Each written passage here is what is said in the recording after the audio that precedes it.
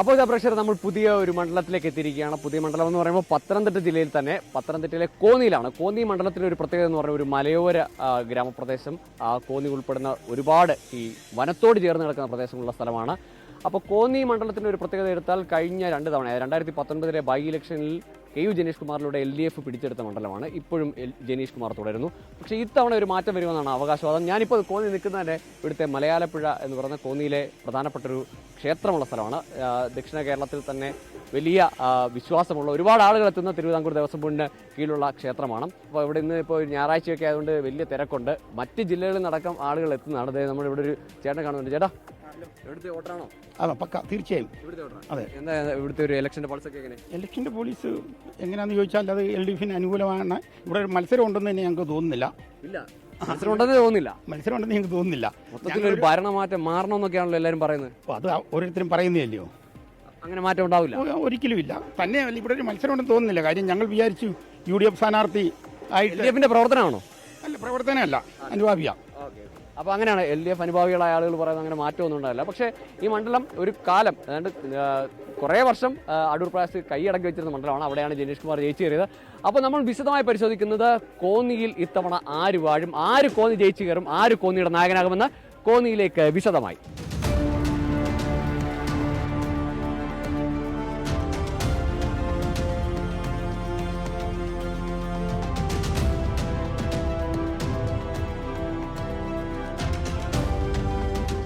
അപ്പോൾ പ്രേക്ഷകരെ, അങ്ങനെ കോന്നിയുടെ വിശദമായ ചിത്രത്തിലേക്ക് നമ്മൾ കടക്കുകയാണ്. കഴിഞ്ഞ 2 തവണ LDF തുടർച്ചയായിട്ട് ഇപ്പോൾ 2019 ബൈ ഇലക്ഷൻ പിടിച്ചെടുത്ത മണ്ഡലം. കഴിഞ്ഞ തവണ 2029 തെരഞ്ഞെടുപ്പിലും ജനീഷ് കുമാർ തന്നെ വിജയിച്ചു കയറി. അപ്പോൾ കോന്നിയുടെ വിശദമായ ഒരു ചിത്രം, അല്ലെങ്കിൽ കോന്നിയിലെ സ്ഥാനാർത്ഥികളെ പറ്റിയൊക്കെ നമ്മളോട് വിശദമായിട്ട് സംസാരിക്കും. അപ്പോൾ നമ്മുടെ ഷിജോ ഉണ്ട്. ഇവിടെ ഈ ക്ഷേത്രത്തിൽ ഒരുപാട് പേര് പ്രാർത്ഥന, ഈ ആലൊക്കെ ആയിട്ട് ഭയങ്കര മനോഹരമായ ദൃശ്യങ്ങളാണ്. ഇവിടെ തേങ്ങയൊക്കെ അടിക്കുന്നു. അങ്ങനെ ഒരുപാട് പേര് പ്രാർത്ഥന നടത്തുന്ന സ്ഥലമാണ്. അപ്പോൾ നമ്മുടെ സ്ഥാനാർത്ഥികളൊക്കെയും പ്രാർത്ഥനയിലാണ്. ഷിജോ ഉണ്ട്, നമ്മുടെ പത്തനംതിട്ടയിലെ പ്രതിനിധി ഷിജോ.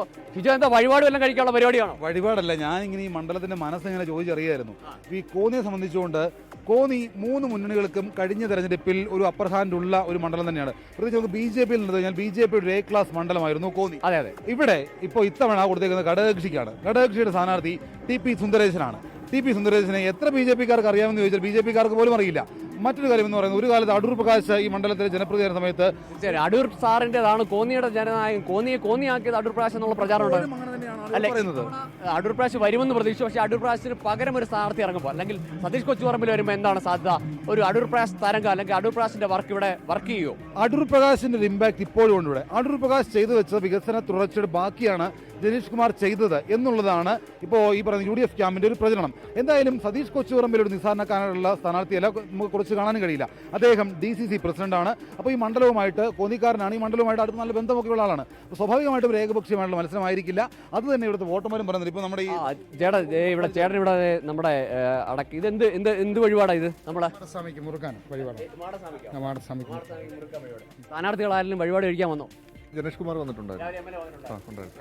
ആരെങ്കിലും വഴിപാട് കഴിക്കുന്നുണ്ടോ? പ്രാദേശിക നേതാക്കൾ എല്ലാവരും വരുന്നുണ്ട്. എല്ലാ രാഷ്ട്രീയ പാർട്ടിയിലുള്ള ആൾക്കാരും വന്ന് വഴിപാട് കഴിക്കുന്നുണ്ട്. ഞായറാഴ്ച എന്ന് പറയുമ്പോൾ വലിയ തിരക്കായിരിക്കുമല്ലോ അമ്പലത്തിൽ. വെള്ളി, വ്യാഴം, ഞായർ ദിവസങ്ങളിൽ നല്ല തിരക്കാണ്. അപ്പോൾ അങ്ങനെ ഇവിടെ തിരക്ക് ഏറിയ ഒരു അമ്പലമാണ്. ഇവിടുത്തെ വഴിപാടിനുള്ള സാമഗ്രികളൊക്കെയാണ്. ഇവിടെ ആൾ രൂപം, അങ്ങനെ വെറ്റില പാക്ക്, ഇതിന് നമ്മളെന്താ പറയുക, അടുക്ക്. അപ്പോൾ അങ്ങനെ ഒരുപാട് വഴിപാട് നടക്കുകയാണ്. ഇത് ഭംഗിയുള്ള മാലകൾ നിരത്തിയിട്ടിരിക്കുകയാണ്. ഈ മാലകൾക്ക് മുന്നിൽ നിൽക്കുന്ന ആളുകളെന്ന് പറഞ്ഞാൽ ഇവിടുത്തെ പ്രധാനപ്പെട്ട കോൺഗ്രസ് പ്രവർത്തകരാണ് അല്ലേ? നിങ്ങൾ തെരഞ്ഞെടുപ്പ് പ്രചാരണമായിട്ട് ഇറങ്ങിയാണ് അമ്പലത്തിലേക്ക്? വോട്ട് പിടിക്കാനായിട്ട് ഇറങ്ങിയല്ലോ. ഞായറാഴ്ച ആകുമ്പോൾ ഇവിടെ അമ്പലത്തിലാണ് നമ്മുടെ ആൾക്കാരൊക്കെ വരുമല്ലോ ഒരുപാട്.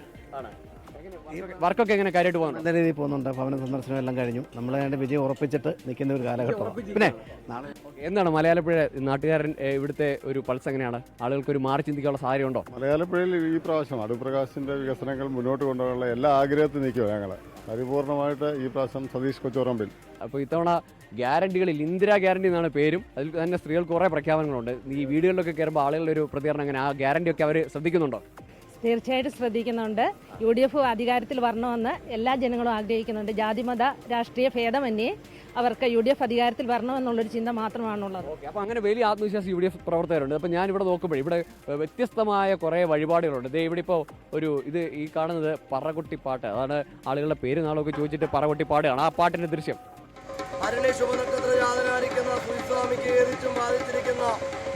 കണ്ണും ദോഷം, നാവും ദോഷം, ശനിദോഷം, ബ്രാക്കുദോഷം, നെഞ്ച് ആഭിചാര ദോഷങ്ങളെ തീർക്കുന്നേ ശത്രു സംഹാര മൂർത്തിയായിരിക്കുന്ന മഹാദേവ. അപ്പോൾ അങ്ങനെ ദോഷങ്ങളൊക്കെ മാറാനുള്ള പാട്ടുകൾ, അത് പറകൊട്ടിപ്പാട്ടാണ്, ശിവനുമായി ബന്ധപ്പെട്ട വിശ്വാസമാണ്. അപ്പോൾ പറകൊട്ടിപ്പാട്ടൊക്കെ നടക്കുമ്പോൾ മനോഹരമായ മാലകളൊക്കെ തൂക്കി, രക്തഹാരങ്ങൾ ഇങ്ങനെ തൂക്കിയിട്ടിരിക്കുകയാണ്. ഇവിടെ ഈ ചുവന്ന മാല കാണുമ്പോൾ ഇവിടെ ഒരു പാർട്ടി പരിപാടിക്കുള്ള സ്വീകരണം, പക്ഷേ അമ്പലത്തിലെ പ്രധാന വഴിപാട് ഈ ചുവന്ന മാലയാണെന്നോ അല്ലേ? ഇഷ്ടം ചുവന്ന മാലയാണ്. ഭദ്രകാളിയാണ് ഇവിടുത്തെ പ്രതിഷ്ഠ. ഭദ്രകാളിക്ക് ചുവന്ന മാലയാണ് ഇഷ്ടം. അപ്പോൾ ഇവിടെ എന്താണ് ഒരു തെരഞ്ഞെടുപ്പിന്റെ ചിത്രം എങ്ങനെയാ? തെരഞ്ഞെടുപ്പ് നല്ല ചൂടിൽ നിൽക്കുകയാണ്. ഈ കഴിഞ്ഞ 10 വർഷക്കാലത്തെ പിണറായി സർക്കാരിന്റെ നേട്ടങ്ങൾ തന്നെയാണ് ഇവിടെ ചർച്ചാ വിഷയം. മാല പോലെ ചേട്ടന്റെ ഉള്ളും ചുവപ്പാണല്ലേ? കറക്റ്റായിട്ടും എന്താ ചേട്ടൻ്റെ കോന്നിയിൽ ജനീഷ് കുമാർ അല്ലാതെ മറ്റൊരു MLA ഉണ്ടാകത്തില്ല. ഉറപ്പിച്ചു. പക്ഷേ എത്ര കാലം അടൂർ പ്രകാശ് സാറായിരുന്നു ഇത്ര കാലം? പ്രകാശ് സാറായിരുന്നു. അതുകൊണ്ടാണല്ലോ സാർ മറ്റ് പുതിയ മേച്ചിൽ പുറത്തിറങ്ങിപ്പോയി.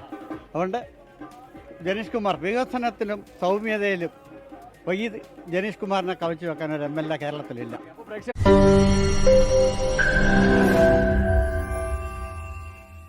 ലോകത്തെവിടെയായാലും ഏത് സമയത്തും 24 വാർത്തകളും ഓഗ്മെന്റഡ് റിയാലിറ്റി പാക്കേജുകളും എക്സ്പ്ലെയിനറുകളും വിശദമായി കാണാൻ ഞങ്ങളുടെ യൂട്യൂബ് ചാനൽ നിങ്ങൾക്ക് സബ്സ്ക്രൈബ് ചെയ്യാം.